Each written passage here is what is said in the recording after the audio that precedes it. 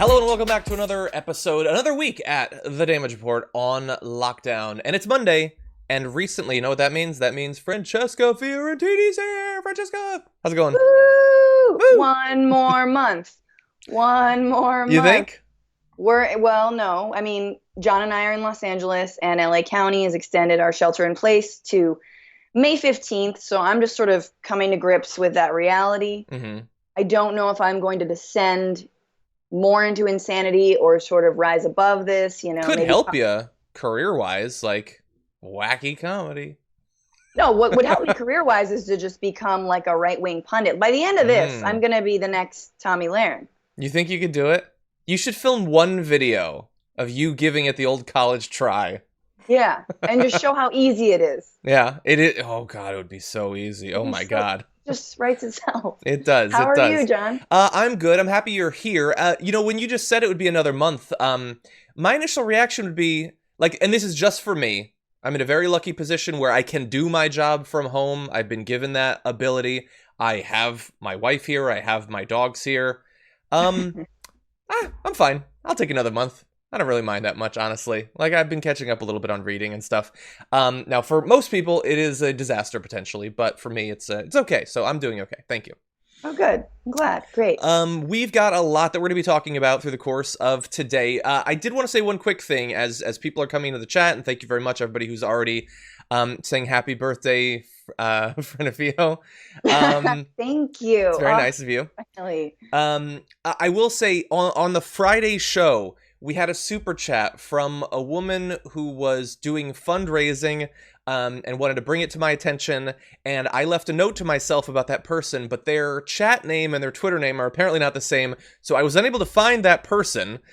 So if you are in the chat, please say something so that I can find you, because I felt really bad. I spent a long time searching on Twitter to find you, and I was not able to, unfortunately. Those of you who are here, please hit the like button. Let more people know about the stream as it's going on. There's a lot that we're going to talk about. There's a lot that I wish we could have talked about. I wanted to talk about Bill Maher. I don't know if you saw what he talked about on Friday, like that we should be doing more time blaming China, and it should be called the Chinese virus. Why not? I think that makes sense. Oh my God. Of course. Once again, Bill Maher needs to be off the air. Cancel Bill Maher. He'll love it, because he'll love that cancel culture got him finally, and then he will actually become a right-wing pundit. He almost already is. See, I think just let him be. It just, like, God, it's getting very predictable and a little bit sad, unfortunately. But that's what we've got. And what we will be talking about is, let's see, viruses. What are they? What did Trump what did he want the federal response to coronavirus to be initially? What did he think a great strategy was? We also have the New York Times revealing what he knew and what he didn't know, and when he either knew or didn't know it, as well as the war on the post office. I will also say, just briefly, we were talking about it throughout last week, but if you didn't see, the New York Times did do an article about Joe Biden and the Tara Reade allegations. It's receiving a lot of pushback for some of its I guess the claims that it made in its article and the way that it changed it on social media and stuff like that. So that is available. They're basically reiterating the same information that we've already talked about, but that is out there. And as we predicted, they did wait until after Bernie Sanders left to finally cover that. And I know that they're going to say that they're being diligent and everything, and I'm sure it does take time, but it is an interesting coincidence that Bernie's out and now they feel freed up to actually start talking about it. In any event, with that, feel free to hashtag TDR live us and, chat along, and we will get started. Just a couple of days ago, Donald Trump was talking about the challenge that we face from coronavirus, and he had a particularly interesting way of talking about it that I think revealed quite a bit about what he knows and doesn't know about medical science. Brilliant enemy. They develop drugs like the antibiotics. You see it, antibiotics used to solve every problem. Now one of the biggest problems the world has is the germ has gotten so brilliant that the antibiotic can't keep up with it. And they're constantly trying to come up with a new. People go to a hospital and they go for a heart operation. That's no problem, but they end up dying from problems. You know the problems I'm talking about. There's a whole genius to it. We're fighting, not only is it hidden, but it's very smart, okay? It's invisible and it's hidden, but it's very smart. And you see that in a case like Denver. But, I think we're doing well, and they're on. Okay. If I had a third grader who talked about medicine in that way, I would not be impressed.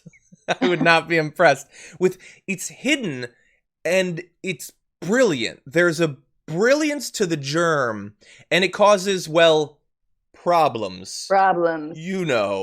I feel like if he said that at a rally of his, he's like, the problems, people would be like, Mexicans, right? It causes Mexican problems to your heart. Right. But this obviously, he thinks that the virus is the same thing as a bacteria. So he doesn't understand the difference between a bacterial infection and a virus. Mm-hmm. And that's, I will say, for me, I also wasn't a grade A, a AP science student. Yeah. So I was more of the like, hey, let me copy off your, But listen, viruses don't have ribosomes. Mm-hmm. I just Googled that.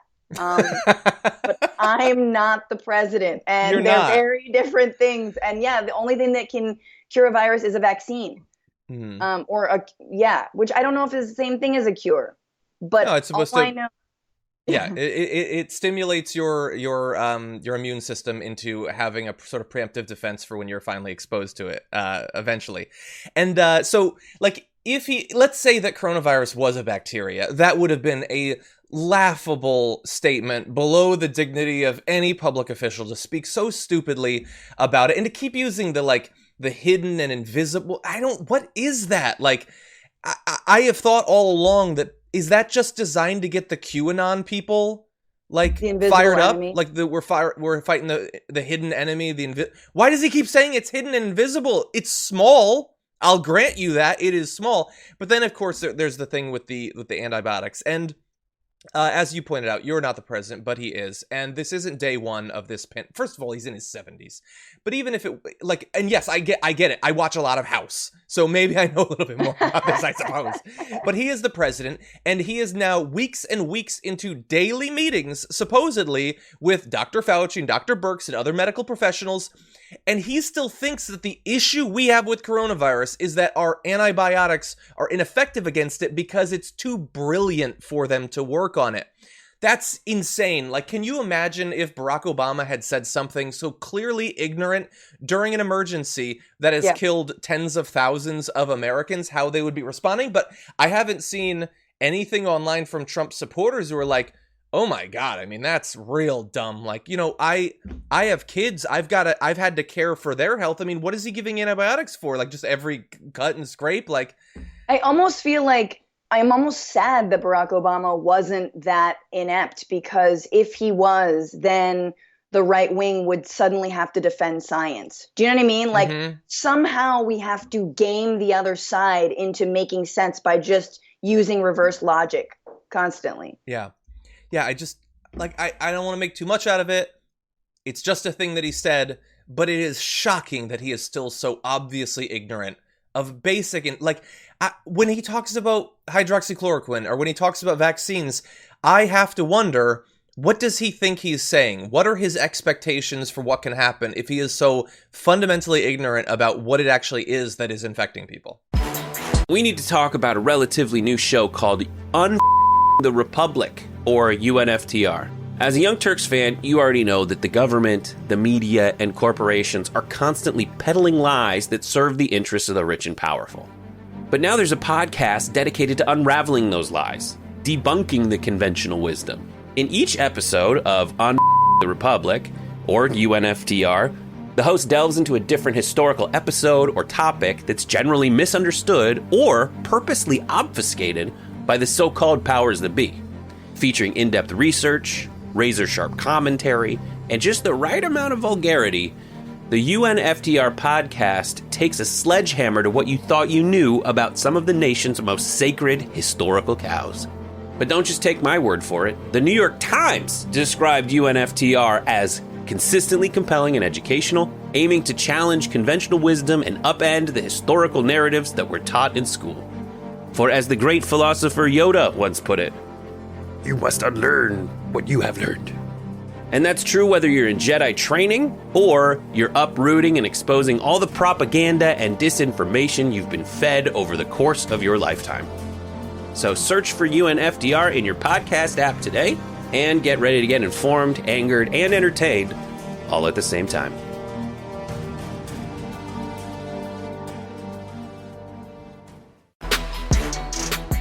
Every day we're learning more about what Donald Trump's initial strategy for dealing with coronavirus was going to be. And we now know that one of his strategies was going to be dealing with it by doing absolutely nothing and letting it wash over the country, killing potentially millions of people. So here are the details. During one task force meeting in the Situation Room last month, Trump turned to Dr. Fauci and challenged him. It was the day the administration was adding Ireland and the UK to its travel restrictions, and Trump wanted to understand why talk of, quote, herd immunity, allowing the coronavirus to sweep a nation largely unchecked with the belief that those who survived would then be immune, was such a bad idea. Why don't we let this wash over the country? Trump asked, according to two people familiar with his comments, a question other administration officials say he has raised repeatedly in the Oval Office. Fauci initially seemed confused by the term wash over, but became alarmed once he understood what Trump was asking. Quote, "Mr. President, many people would die," Fauci said. And that many people is, depending on your model, hundreds of thousands or potentially millions of Americans.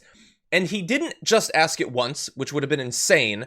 He repeatedly brought it up. Why can't we just let this kill a bunch of people? And that's your solution. A solution, conveniently, that doesn't require him to do anything. Certainly, he doesn't have to shut down the economy and potentially hurt his reelection chances. I mean, I do think, and I'm really grateful for people like Dr. Fauci and actual scientists. I mean, I think the one thing this administration needed was someone with their feet in reality. And like most people, I think, all the sycophants that surround Trump would just hear the term wash over and be like, yeah, we all got to wash our hands. Or like, yeah, he means killing everybody. So like they all take away these different interpretations. No one actually presses him on exactly what he is saying. But then you have doctors and scientists who are like, no, clarify. That's not a scientific term, wash over. All right. It's not. Right. Do you mean allow the virus to fester and to infect and kill perhaps 2 million Americans? Because again, this was around the same time that he was getting those figures in. Yeah, and it's not a scientific term. I haven't heard it used on House. But also, think of that as a strategy. Okay, so this thing is going to hit. It's going to kill a lot of people. What's your strategy? Well, let's just let it infect people and not do anything. That's the exact thing that we're trying to avoid. That's not even 1 inch difference between what if we didn't know that it was out there? And just lots of people got sick and lots of people got hospitalized and lots of people died. That was his solution. You put a guy like Donald Trump. And also someone needs to explain that it's not the chicken pox. Exactly. Okay, sir, remember the chicken pox. Right. And then you go through the whole thing. What are the chicken pox? Oh yeah, that's when the chicken that you get from the store has little blemishes. You're like, no, sir, not that. No. Oh yeah, that's when the Native Americans were killed up. No, sir, not that. And then explain that it's not the chicken pox. And I mean, we're seeing right now, South Korea this morning, I think, revealed that actually some people who were previously infected or tested positive, or tested that they were clear, they were infected, then were clear, are now testing once again positive. So the herd immunity idea of that even people who were once sick can actually go out. And I think one of the hopes that some people had was that those people who got sick can then be the first responders because they would have been immune to it. It's looking like it's harder to shake than that. Yeah. This is a really dangerous and hard to shake virus. So it's not even based in science as much as we wish it were true. Yeah. And everyone, again, virus, not bacteria. Pretty important for our officials to know. Absolutely devastating. And from what I've read, they're not even sure. Some are saying that these people, many of them were not re-exposed to it. It was reactivated. And we know of other viruses that can lay dormant and then can come back. Right. Hypothetically, we don't know what the limit on that is. Is it that it can come back after a couple of weeks? Can it come back after 6 months, 5 years? We honestly don't know. But we need to learn. We do. Yeah. Now, really fast, when I saw this story over the weekend about the wash over, I remembered, as many of you might have, that this was a term that he had used in public. Many times. Sometimes he would say wash through. Sometimes he would say wash over. So I went back to find some of these videos, and I found one, and I want you to listen to this now. Now that we know what he means by this term, because at the time we did not. Now we know. Take a look at this video. It seems to me that if we do a really good job, we'll not only hold the death down to a level that is much lower than the other way, had we not done a good job. But people are talking about July, August, something like that. So it could be right in that period of time where I say it washes through. Other people don't like that term, but where it washes through. Okay, so he says other people don't like that term. We now know what he was thinking when he said that. He was thinking of the many times he's been in the Oval Office and he's used that expression, and they've said, no, you monster, that means hundreds of thousands or millions of people will die. And he said, the evidence that we will have done a good job is when it washes through. And will have saved many more lives than in the other way, which we now know would be responding in any way, because his preferred response is to do nothing. And he was talking about it on there. He was thinking about those meetings where people like Dr. Fauci were telling him, no, you obviously can't just let everyone get sick and die unaided. And he was still talking about it, even after being corrected many, many times by people who were not only trying to save lives, but also trying to protect him from himself. Absolutely. I mean, we know that every time he's given a set of words, it's like me when I'm on the main show and I'm not allowed to swear and all the words are in front of me. Suddenly I want to say those words. Once again, I am not the president of the United States, but every time someone tells him, hey, do not refer to this virus as the Chinese virus. What was the other thing around Iran? Someone's going to comment about this. There was some other thing that he wasn't supposed to say, and then he immediately said it. He somehow believes that his advisors are just trying to hold him back, you know? They're just trying to restrain his mega alpha brain from just, spitting fire. And that is very scary. It is. I don't remember that. I do remember the time that he was given a note, don't congratulate. I don't know if it was to Putin or to who. I don't remember. But it was like the one thing. Yeah. And then, of course, famously, we saw his notes from one of these meetings where he crossed out coronavirus and write in China virus or whatever. Mm-hmm. Absolutely insane. And the thing is, like, this sort of story, the idea that the president had to be repeatedly stopped from just surrendering in the face of a pandemic that he was being told would kill a ungodly number of Americans, a World War II of Americans, effectively. It's kind of news. Kind of? A little bit. I'm doing it on Monday. It happened over the weekend that it came out. How many shows are talking about it? Is it all over CNN right now? That he, had to be stopped from just disarming in front of it. And it doesn't matter. He'll lose no support. How many Trump supporters would have died as it washed over? Would it washed over Georgia and Texas and all, how many people would have died? I also keep thinking about the analogy to war, and if this actually is a war, then doctors and nurses and hospital workers and grocers, they are our soldiers, right? They are going to be our vets. They are putting their lives on the line and putting their families at risk. And we're always supposed to venerate those soldiers, and yet he's completely throwing them under the bus. He has total disrespect. We know he actually doesn't respect veterans, but he's definitely not respecting these frontline workers in his so-called invisible war. And I can't imagine. And I know there are people watching. I know there are people whose family members have either been sick or maybe even passed away, or who are working every single day. And I can't imagine trying to get up in the morning and go out to work on this horrible, horrible virus and watch people die and know that your president has no idea what he's talking about and is completely disrespectful of your work. I just want to say that we do respect you and we thank you. Yes. Yeah, exactly. And to see that, so I track the numbers every day, and yesterday actually was lower than the previous days. It did start to go down a little bit. It's looking pretty rough so far this morning, but that seems like good news. But I remember like 3 or 4 days ago, they already cut support for the community testing centers. Way premature. Cut support for it. He's been checked out for like a week and a half now at this point. And like, look, hopefully the measures that a number of responsible governors took will be successful. Hopefully, it seems like people were more responsive to the suggestion to stay home than perhaps the models might have thought that they would be, that people were actually very good about that.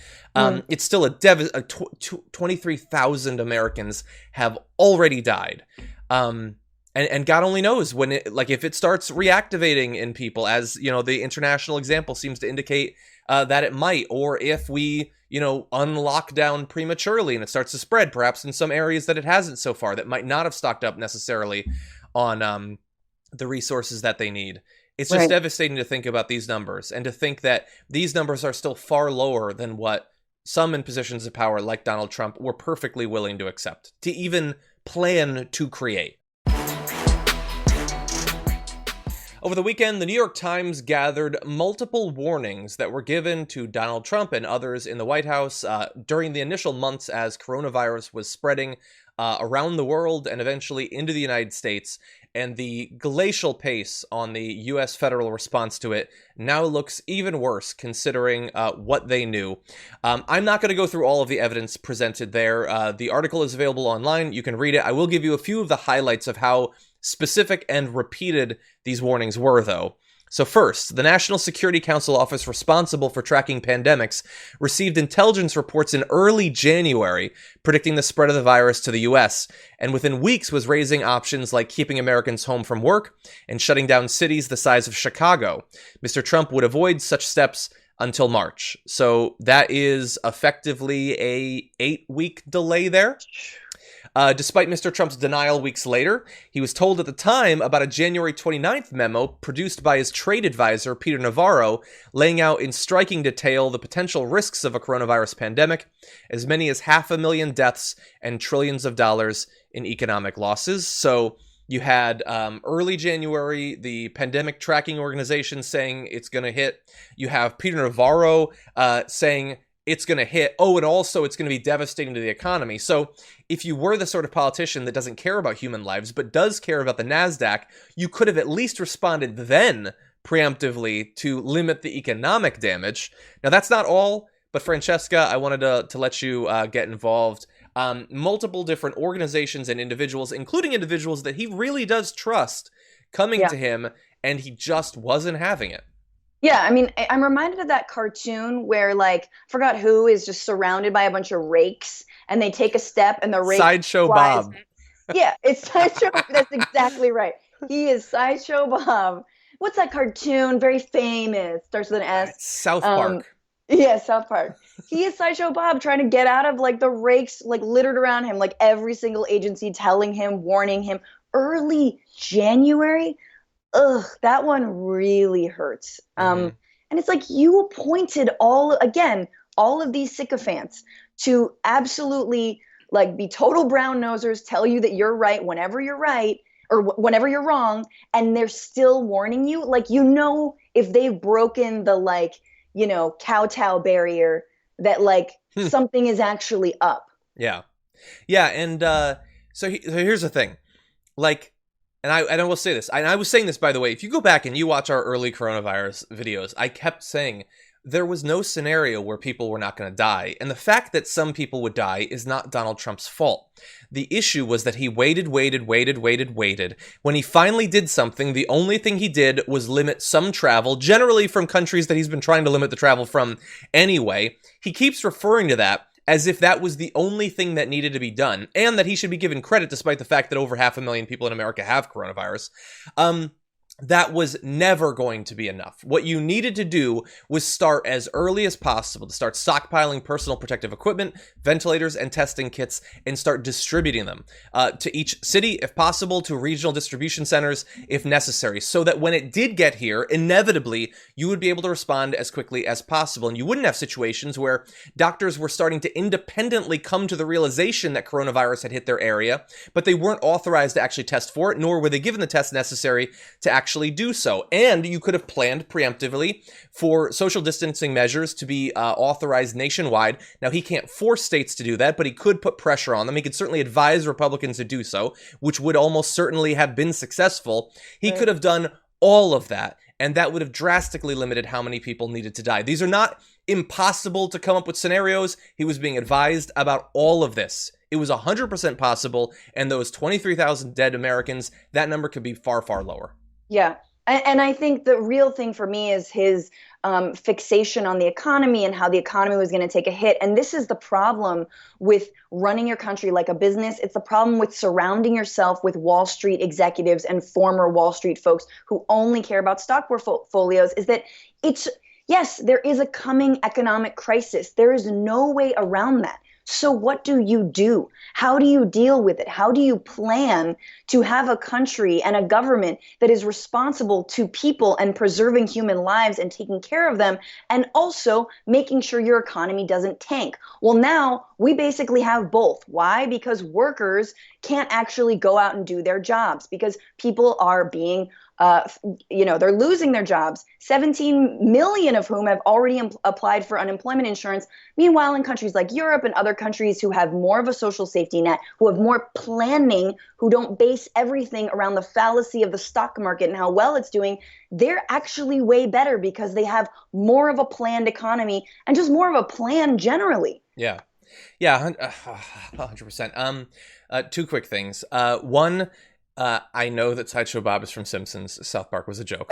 So I see people in the chat who don't seem to understand that. It's a joke. The second one, so I want to respond to this. So Ernie sent in a comment saying, supposedly Trump is our leader. So yes, John, it is his fault for even one death caused by COVID-19. That's what leader's job is. No, but like, okay, I suppose technically on some level, but I'm saying it would be an impossible standard to have to say that he could have stopped literally anybody from dying. And I know I'm supposed to have Trump derangement syndrome. I'm supposed to be attacking him unfairly at every possible turn. I'm just, why are you so obsessed with me? No, I've been saying from the very beginning, some number would die, but I'm going to judge him on what he says and what he does, and what he doesn't say and what he doesn't do. And he has given us even more ammunition in that area than I could have possibly imagined. That even now, he's still fighting back against the advice of medical experts. He tweeted earlier today that governors, the idea that it's not up to him on when states resume their economy is false, that he can just force them to. That's not true remotely. That's not even close to true. But he's still, it's like, Now that we see this New York Times thing, and there's more, there's a warning from Alex Azar about the possibility of a pandemic. It's January 3rd. Second warning in 2 weeks he'd given. Trump apparently called Azar an alarmist. This is back in January. When Trump finally agreed in mid-March to recommend social distancing across the country, they said his closest associates said that he was shell-shocked and deflated. One described him as subdued and baffled by how the crisis progressed, even though he had been warned way in advance of the crisis, in America at least, of how it would proceed, but he was still baffled. It paints a picture where it seems like it was the perfect storm.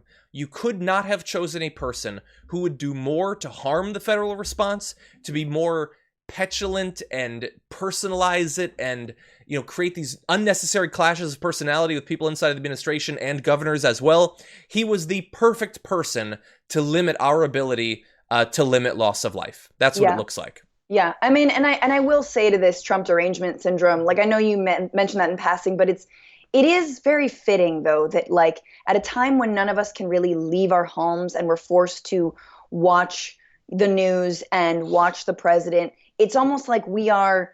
I mean, it's making everything very stark for me, and it's making things very stark for November. And I don't want to talk about electoral politics, but it's like we have to sit and watch this train wreck in live, slow motion, day by day. And I think that's important. I think it's important for us to look at who this guy is and how bad he is. He's been this bad all along, but this is one of those challenges that, again, in every single way he's failing. And I think it's important that we take a look at that. I had something else to say, and now it's escaped me. Oh, I was going to say this. The New York Times article, I thought the part that that really struck me was that the only person who could get through to him, right? All these warnings from all these different department heads, the only person who got through to him was Deborah Birx from the CDC, right? Mm-hmm. And because he thought she was, quote, elegant. Swear to God, that she was soft-spoken. And this was some of his advisors think that Deborah Birx was finally paid attention to by Trump because she was soft-spoken and she was, quote, elegant. Like, that is the level we're dealing with. Like, just wrap it up in a nice scarf, make it blonde, and he will listen. Yeah. Like, we have the Bugs Bunny of presidents. That's true. Or the Bugs Bunny enemy of presidents. You're like, just dress up like a mop with like a... Exactly. Or when he goes as Lady Bunny. Yeah, Lady Bunny. He is more elegant that way. Yeah, it's sad. It's just sad. By the way, we should say, I think it's only fair to say that Trump denies this story. He tweeted, "The New York Times story is a fake with a capital F," just like the paper itself, in which if you're listening to the podcast, you can't tell, but paper is in quotation marks. I think he's denying that the New York Times is printed on actual paper. Mm-hmm. He continues, sort of, "I was criticized for moving too fast when I issued the China ban, long before most others wanted to do so. Secretary Azar told me nothing until later, and Peter Navarro memo was same as ban." I don't know what same as ban is. Fake news. So he's denying that he had those conversations. I'm going to assume that they had good evidence when they wrote it. And he continues to say that any criticism of his response on coronavirus is invalid if he tried to ban travel from China and if anyone disagreed with him on doing that. If either or both of those things are true, then it doesn't matter anything else he did or didn't do, which I find unacceptable. And I know that this is probably evidence of Trump derangement syndrome, but if I have to spend some number of minutes on every damage report between now and when he finally blessedly leaves public life, I am not going to let him get away with rewriting history about what he did as the pandemic was bearing down on America and all of the people unnecessarily who had to die as a result of that. I've been watching, if you follow enough people on Twitter, you've probably seen any number of people tweeting about the individuals they know who've passed away from it. I just saw there was a young woman, I believe she was 19 years old, that worked in a grocery store, and she had to continue working because she didn't have the money to stop, even though they weren't offering hand sanitizer, gloves, or masks. So she did her job in incredibly dangerous circumstances, and she eventually died of coronavirus. She did not have to die of coronavirus. She just didn't. She was betrayed by the people who owned that supermarket. She was betrayed by her government as well. Either one of those could have stepped in and saved her life. And that is just one. When you look at that 23,000, which is going to increase by, 1,500 today, each one of those is a tragedy that didn't need to happen. Absolutely. Lots of news has broken over the last weekend of how much information Donald Trump ignored in the initial weeks as coronavirus spread across America. And so the question is, if we had responded more aggressively or aggressively at all, could lives have been saved? Now, that's one question for me to ask, I guess, but Jake Tapper asked it of Dr. Fauci, and here's what he had to say. Do you think lives could have been saved if social distancing, physical distancing, stay-at-home measures had started third week of February instead of mid-March?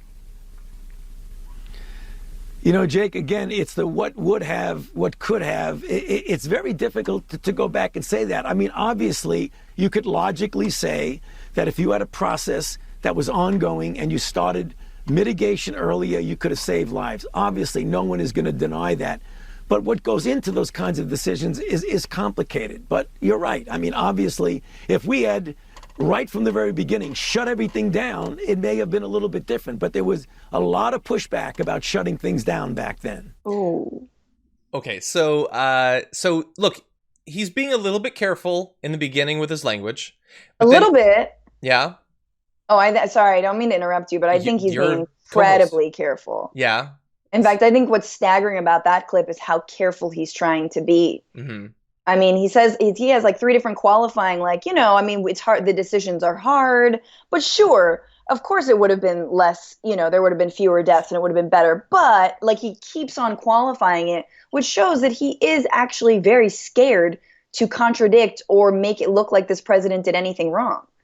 Yeah, and look, he gives all the qualifications, but the interesting thing is one qualification that he gives at the end when he's like, okay, fine, yes, I admit, if we'd been more aggressive, if we'd locked things down as he was being instructed to, lives could have been saved, but there was a lot of pushback. I don't remember exactly what word he said, but it was effectively like there was a lot of pushback, which is one thing to say, but we know who was providing that pushback. The most important person, Donald Trump, was providing the pushback. And more importantly than us knowing that, Donald Trump knows that. And so he's gonna see that Fauci video, and he's not gonna like Fauci admitting that lives could have been saved, even though it's the most obvious thing in the world. You shouldn't need Dr. Fauci to tell you that. But when he says that there was pushback and he knows that it was him, because regardless of what he says, in front of the podium or whatever, he knows what he did, and he knows what he said, and he knows what people's response is. Well, he's not gonna like it. And apparently, indeed, he didn't like it, because he went on Twitter and he retweeted a tweet that included the hashtag #FireFauci. Now, look, it's possible that he didn't realize what he was retweeting, but he knew what he was retweeting. And so #FireFauci is trending.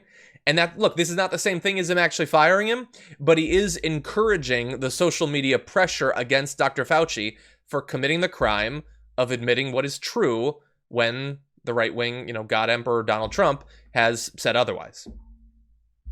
This guy, this is the other thing about being baited on Twitter, is that he's not only baited by the opposition and people who hate him, he's baited by his own base. He's the definition of just a moralist blowhard. And this is the thing that, like that, I'm sure that person was like, geez, I didn't mean to get this retweeted. I was just trying to, call him a cuck or whatever. Like, I just feel like this is what's so scary about this administration is it's this 4chan to White House pipeline that goes through Breitbart and then Fox News and then goes right to, the president himself, or you just skip all those steps and you straight up have him retweeting things like this. Yeah. Exactly. And we saw that over the last 2 weeks when I think we might have talked about maybe on Monday, did we talk about the diamond and silk, the number of deaths is being invented? It's just being made up? No. I don't know if that was us. But anyway, they said it 2 weeks ago. And last week it was just all Fox News. All the opinion people, their straight news people. Not every single one of them. I don't think Chris Wallace has said it. But, and maybe not Brett Baer. But virtually all of the... There. Virtually all of the others have now said the numbers are being either artificially inflated or they're just based on nothing, or because it's lower than an estimate that was given, we shouldn't care at all. That's Tucker Carlson's thing. If, he said on one day that it's not as bad as they said it would be, on the day that the numbers jumped up to 2,000 and stayed there for 3 days, that was his bold stance that he decided to take.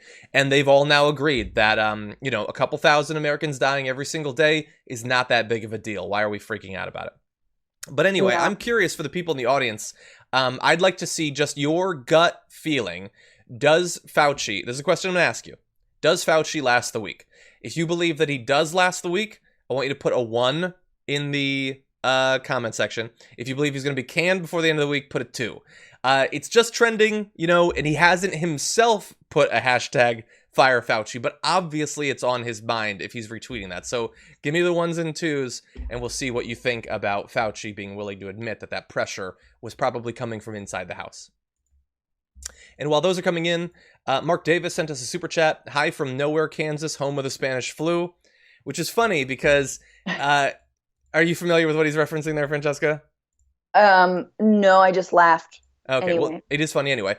But so the response to anyone who's like, hey, Asian Americans are getting harassed and assaulted all over the place, maybe you could chill with the China flu thing, right. Is, hey, they called it the Spanish flu before and nobody had a problem because...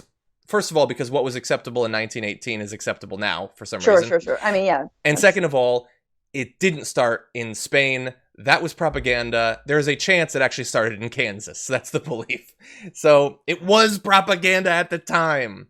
Yeah. I am seeing a mix of 1s and 2s.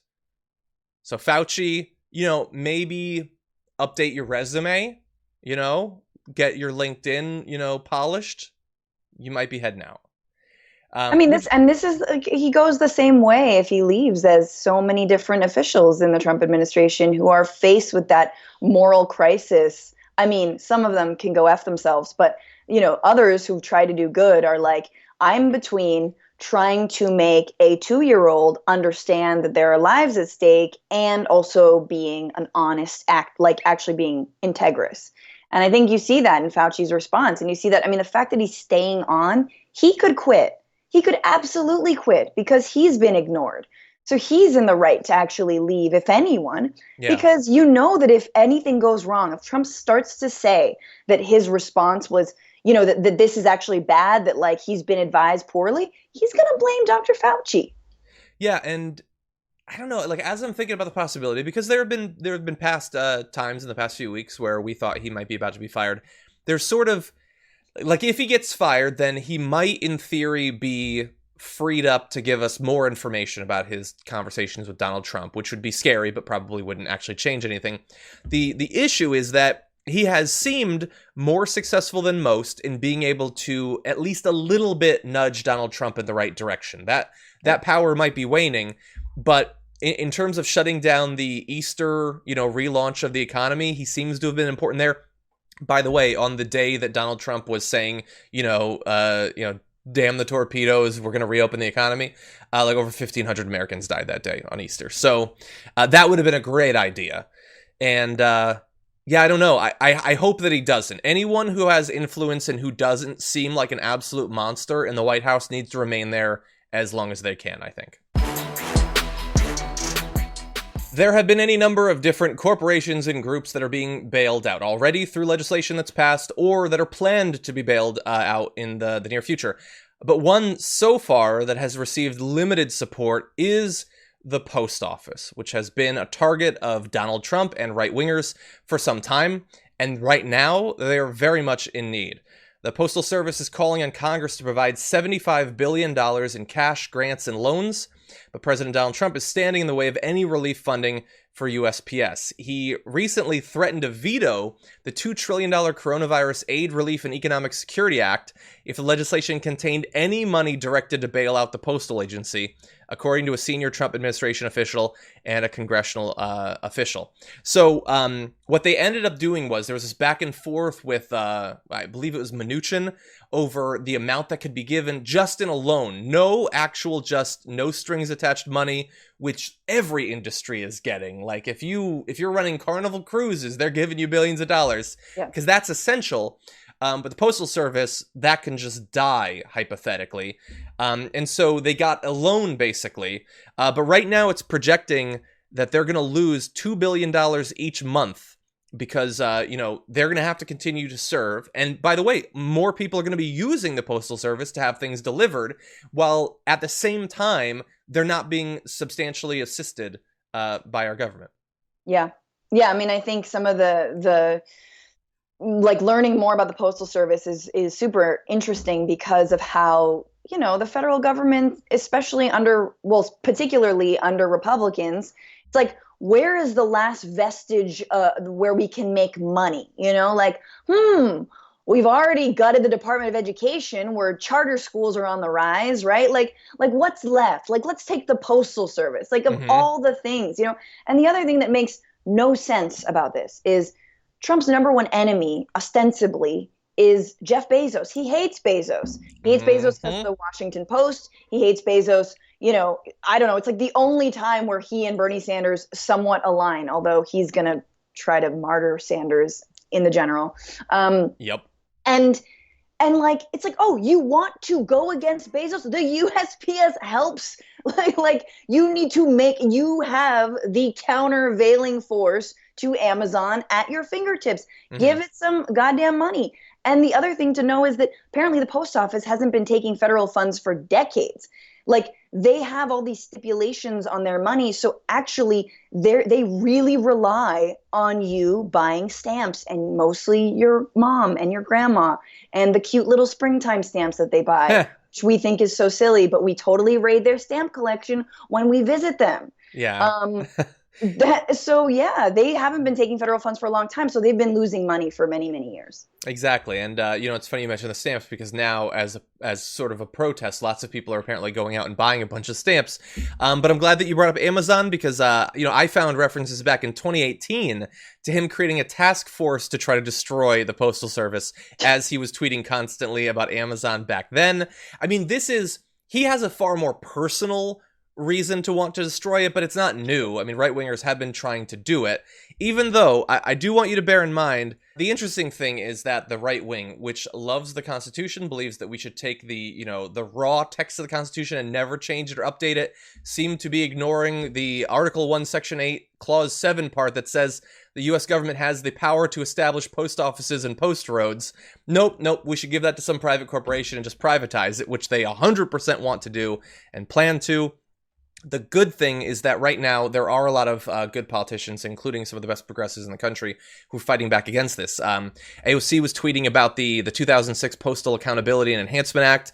That's where they made the change that effectively created these new onerous requirements when it came to funding pensions, which were designed to bankrupt it over time. So what do you know? They're losing money a decade and a half after.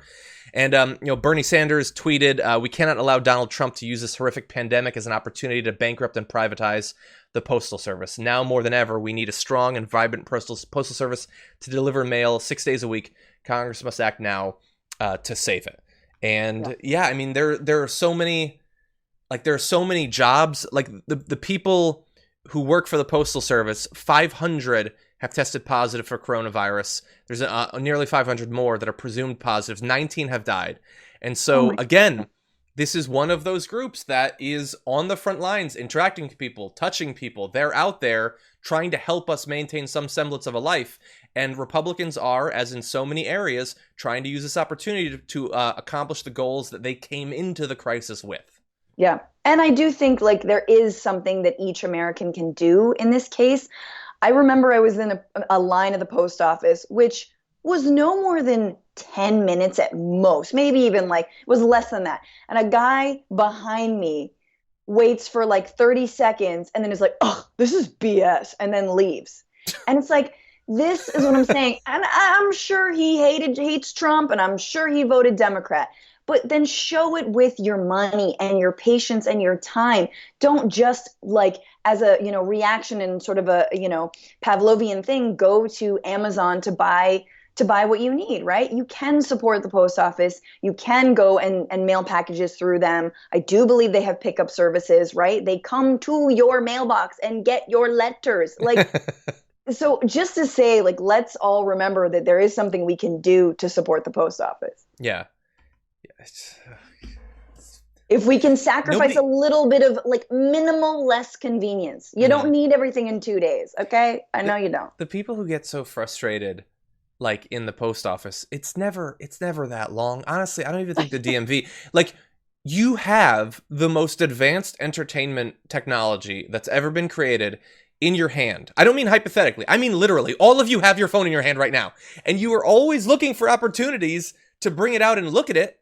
How about a 10-minute wait at the post office? Seems like a perfectly good opportunity to watch a Quibi or whatever. That you want to use your phone. Stop. People want to be entertained, but they also want to complain, I think. Right. Yeah. Nobody gets to be bored anymore. There's 1 billion books being written literally this second. Go on Instagram. You know how many hot people are on Instagram? All of them. All of them are on Instagram. You don't get to be bored. Do something. Come November, if there was one politician we could get rid of, perhaps the only second to Donald Trump would, of course, be Mitch McConnell, someone who has done more individual damage to our country over the past few years than virtually anyone else in D.C. or outside of it. And so we're going to need the right sort of candidate to take on Mitch McConnell come November. And we have one candidate fighting it out to be the guy who takes on Mitch, who joins us now. This is candidate Mike Breuer. Welcome to the Damage Report. Oh, thanks. It's great to be here. Thanks for having me. Great to have you here. This is the first time that we're talking about your race. So for people in our audience who might not be familiar with your background, tell us a little bit about what you were doing before you entered the field of politics. I was farming. I was farming here in Kentucky for the last 15 years. I'm a retired Marine Lieutenant Colonel, married to a retired Marine, and we met out in California on active duty, and found out that we were both interested in farming, sustainable agriculture, and so we bought a farm here when I retired in 2005, and we've been farming here and kind of minding our own business. But along the line, we did a couple other things. My wife got deployed to Afghanistan. I subsequently went as a defense contractor. Our son went as defense contractor to Afghanistan, so we're 100% on the forever wars. But I was a reporter and then editor of the third oldest newspaper in Kentucky, the Interior Journal, a rural weekly. But we've tried a bunch of stuff here on the farm, and but 10 years ago, we settled on all natural asparagus. And just this last Friday, we delivered our first annual load for the Lexington, Kentucky Farmers Market. So we are in the midst of it here. So you've said before in appearances that I've seen that you didn't have any sort of lifelong burning desire to enter politics, that you've been in a couple of the other most important fields in service to our country, in the military, in the media as well. So why now? What is it about this particular time that has led you to consider political office? Well, I think it was the slow realization that Donald Trump is a symptom, and Mitch McConnell and his ilk are the real problem. And they enable Trump. They have got this transactional relationship with him as he gets to do whatever he wants, not held accountable, and they get to get rich and pack the courts, which is their legacy. And so, continue. Sorry, go ahead. Well, and watching that and this realization, and as a Kentuckian, and with the election coming up, I looked at people who've run against Mitch McConnell in the past, and we've run nice middle of the road Kentucky politicians at him, and they've run as centrists, kind of Republican lights, and they get creamed every time. And so I looked at my resume as a farmer and as an educator and as a retired combat veteran, and I said, he's never run against anyone like you before. And so I'm running at him as a straight up progressive from the grassroots Kentucky. So in terms of some of the aspects of your platform, I saw one thing that you're supporting is some form of UBI. That's a policy that obviously Andrew Yang did a great deal of work in helping to popularize, and has now become very common that you're hearing politicians talk about it as, the response to coronavirus continues. What do you think the sort of long-term prospects for UBI coming out of this? Is this going to be something that sort of we dabble in but then move past, or do you think that this will give people a taste of the policy that they might want to see in a recurring way? Well, I think if we've learned anything to this point from the pandemic is how wrongly emphasized our economic system is. We peg the success of what we judge as the healthy economy on the stock market, and not on the lives of the people who work and the poor and the middle class of this country. And so I see a long-term future for universal basic income, as well as universal health care, because we've in the last 10 weeks we've seen how fragile these systems are, and they're not surviving the stress test. So I was speaking to a group of young Democrats here in Kentucky last Sunday, virtually, of course, and I told them the great tragedy of this pandemic after the loss of life will be if we rush back to the comfort of business as usual. And we added over 6 million people to the unemployment rolls last week, possibly 6 million families now without health insurance, facing this huge health crisis. We cannot rush back to business as usual in this country. Yeah, and potentially another 3 to 6 million this week. No reason yet to believe that it won't look that way. Yeah, and so you mentioned meeting virtually. I'm curious. I mean, you're running in a statewide race. How are you adapting to the fact that you can't travel all around knocking on doors? Well, I have to give all due credit to my campaign team. When Andrew Yang shuttered his presidential campaign, a lot of his national staff came here to work for me in Kentucky, and they have adapted seamlessly to me as the candidate. Of course, there's a lot of work on the back end, but and so we've done all kinds of things. We're facilitating. In fact, tonight I've got a meeting with County Democratic Party that my team is facilitating. The digitally. Every night I do a live stream at 7:00, and we have great guests on. We had Scott Santens come on. We've got Kentucky's own Matt Jones, who's just written a book called Mitch Please. He's going to be on Tuesday night. And we get, and I know this isn't big numbers compared to what you guys get, but we get 2,000 people a night watching, which ain't bad. That's for awesome. A guy sitting on his farm. Yeah, it's good. And then the other thing I do is that we just have a bunch of interviews stacked up with, and in Kentucky, rural weekly and rural newspapers and local radio outlets are still very, very popular. And so, my day is stacked up with doing interviews, talking to people on the phone, and of course, getting ready to do our nightly live stream we call Chicken Bristle Live. That sounds awesome. That sounds actually like a lot of fun, and people could certainly use some fun considering what's going on. Consider yourself invited. Oh, thank you very much. I appreciate that.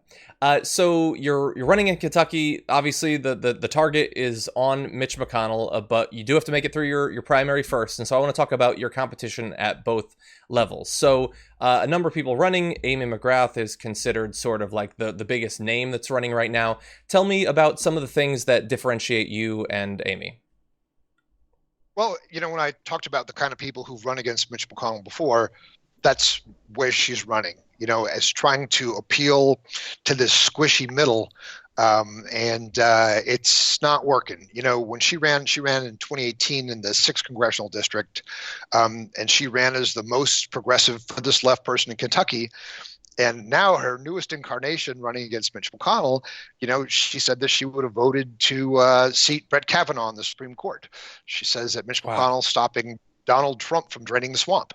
So, her policies that you can find are all kind of mushy, middle of the road, not very exciting. A lot of, we need to have a conversation about that. We need to explore that, and nothing hard. And I am, this is time to excite the base. This is time to stand for something. So, I'm running as who I am. And letting it all hang out. I put my policies on the website back in August and have let everyone take a look at them and take a whack at them.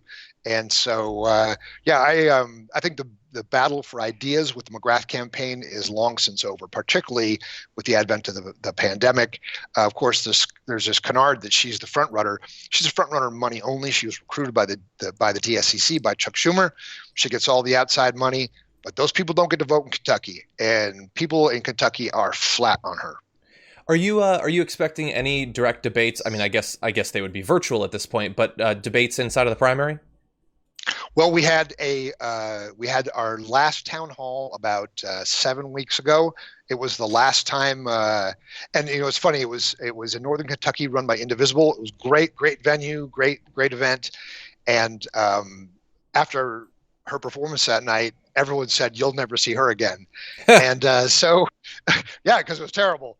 And so, like, for example, Kentucky National Organization for Women had a candidate forum scheduled. And of course, it was the pandemic shut down the public meeting. And they said, "Hey, let's just do this virtually." And none of the other candidates said they would do it. And I said, "Well, hell, I'll do it."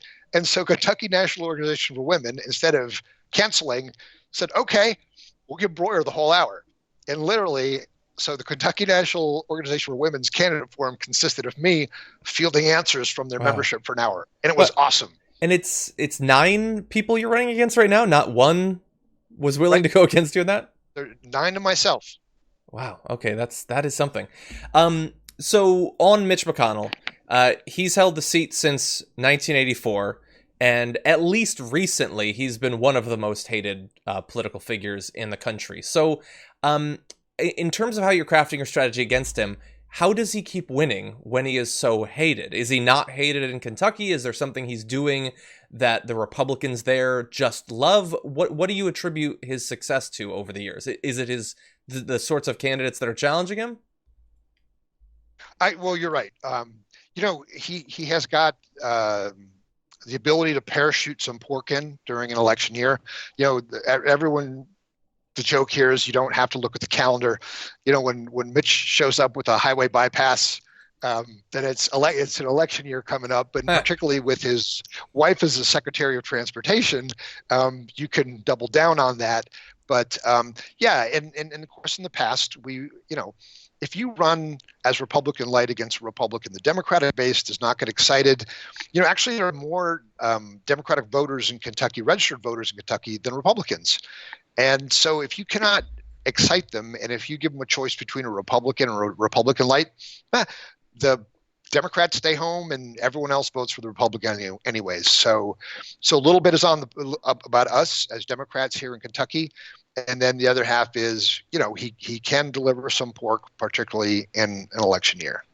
And, we've sort of walked around this a little bit through the course of the interview, but obviously nationally, when people think about, figures that are doing damage, Trump certainly takes up a lot of the oxygen in the room. He's the biggest figure. Do you think that a case could be made that Mitch McConnell over the past, 3+ years has been in the same ballpark in terms of the effect that he's had on the country? Well, I know you expect me to say worse, so I'm going to say worse, but I really believe it. He rare moments of truth from Mitch McConnell. About a year ago, he was speaking to a group here in Kentucky, and he was talking about federal judges. And he said, "I am changing America forever." And he was. And so even if we replace Donald Trump, even if we maintain the House, even if we flip the Senate, these 140 plus federal judges with lifetime appointments that they've rammed through, people the ABA says are unqualified, and they're ideologically driven, and they owe their allegiance to people like McConnell. And the damage that Mitch McConnell's caused to the Republic and to the Constitution is going to last probably for the rest of my life. Wow. Well, hopefully some of that damage can be limited by the right candidate beating him in November. Mike, where can people find out more about your campaign and possibly join one of your virtual hangouts? The best place to start, of course, is my website, mikeforky.com, mikeforky.com. From there's links to, all the social media, Facebook, Twitter, YouTube, a bunch of great videos on YouTube, but you can reach them off the Facebook page. And then from there, if you go to the Facebook site, that's a great launching point to see our 7 p.m. live stream every night except for tonight. Called Chicken Bristle Live, and it's been a lot of fun doing it. And we get great questions. We field questions live. I love the question and answer. Keeps you on your toes, makes you smart. And so MikeForKY.com is a place to start. Awesome, Mike Breuer. Thank you so much for joining us today. Thank you so much for having me. It was really my pleasure.